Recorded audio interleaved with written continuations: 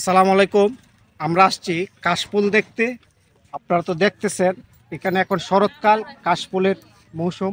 আমি ছোট সময় ক্লাস 5-এর জয়নাল আবেদিন, যে আমাদের চিত্রশিল্প ছিল, জয়নাল আবেদিনের একটা গল্প পড়েছিলাম। উনি বলেছিলেন ব্রহ্মপুত্রের পারে কাশফুলের যে এটাই আজকে দেখতে আসছে, আপনাদেরকে এটা দেখাবো।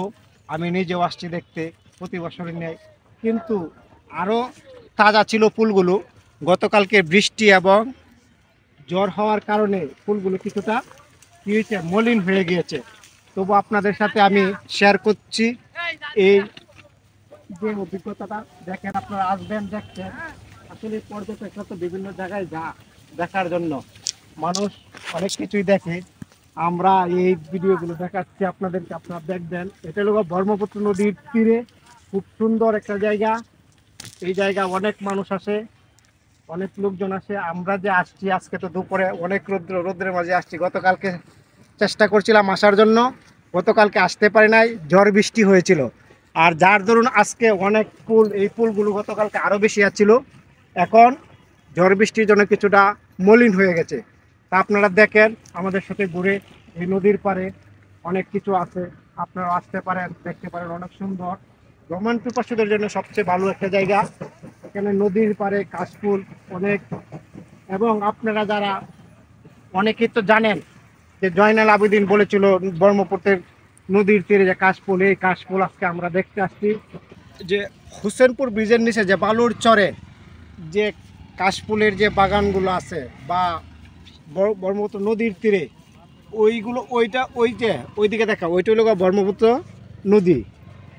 এবং ওইটার তীরে যে কাশফুলগুলো অনেক সুন্দর, ভ্রমণ পিপাসুদের জন্য অনেক একটা ভালো জায়গা। আর এখান থেকে তো প্রচুর পরিমাণ বালু উত্তোলন করে। দেখেন কত সুন্দর কাশফুল নদীর পাড়ে, অনেক সুন্দর একটা জায়গা। এই কাশফুলগুলো সামনে ব্রিজের নিচে অনেক সুন্দর দেখা যাচ্ছে। ওইদিকে দেখতে হবে, ওই ফুলগুলো করতে হবে। খুব সুন্দর একটা জায়গা, অনেক লোকজন আসছে, এই যে পর্যটকরা আসছে দেখার জন্য। এবং নদীর পাড়ে অনেক লোকজন আছে, ওইদিকে আছে লোকজন, অনেক লোকজন দেখতে। পরে ব্রিজ, মানে একটা মনোরম দৃশ্য। সবচেয়ে ভালো বিকালবেলা আসতে পারলে। এখন তো রৌদ্রের খুব তাপ, আমরা এই তাপের মাঝে আসছি আপনাদের জন্য একটা ভালো মানের ভিডিও করার জন্য। দেখেন খুব সুন্দর, মন ছুঁয়ে যা কাশফুলের চুয়া, একেবারে অনেক সুন্দর। আমরা এখন ব্রহ্মপুত্র নদীর তীরে, আমরা এখন যাচ্ছি ব্রহ্মপুত্রের পানি ছোঁয়া নিতে।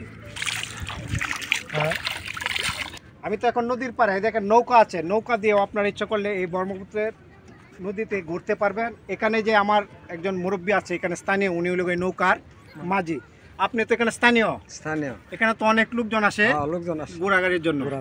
তা আপনাদের কেমন লাগে? ভালো লাগে। যাই হোক, আপনারা তো সহায়তা করেন মানুষকে, অনেক যাই হোক অনেক দূর দূরান্ত থেকে আসে মানুষ আপনাদের সাথে নৌকা দিয়ে ঘুরে, অনেক আপ্যায়ন করি। আচ্ছা, এক কথা, আমার একটা কথা থাকবে, নৌকার ভাড়া একটু কম নেবেন, যেহেতু আপনার স্থানীয়। জি জি জি, এটাই। আচ্ছা, যাই হোক, আপনাকে অনেক সংখ্যক ধন্যবাদ আমাদের সাথে কথা বলার জন্য। আপনারা এই ব্রহ্মপুত্র নদীতে ঘুরতে পারবেন এই নৌকা দিয়া।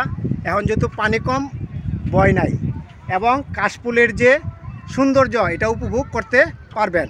যাই হোক, আমরা তো দেখতেছি এখন আমাদের সাথে আরেকজন লোক আসছে, আমার এক ছোট ভাই নাজমুল আহমেদ।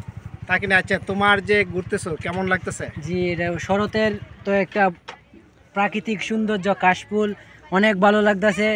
ফ্যামিলি চলে আপনারা ঘুরতে পারবেন। এখানে অনেক মনমুগ্ধকর পরিবেশ, ব্রহ্মপুত্র নদীর তীরে হোসেনপুর ব্রিজের নিচে অনেক সুন্দর জায়গা। তাহলে তার মানে আমাদের যে ঘুরতে আসছে আমরা দূর থেকে, তাহলে আমাদেরকে ঘোরাটা কি সার্থক হলো?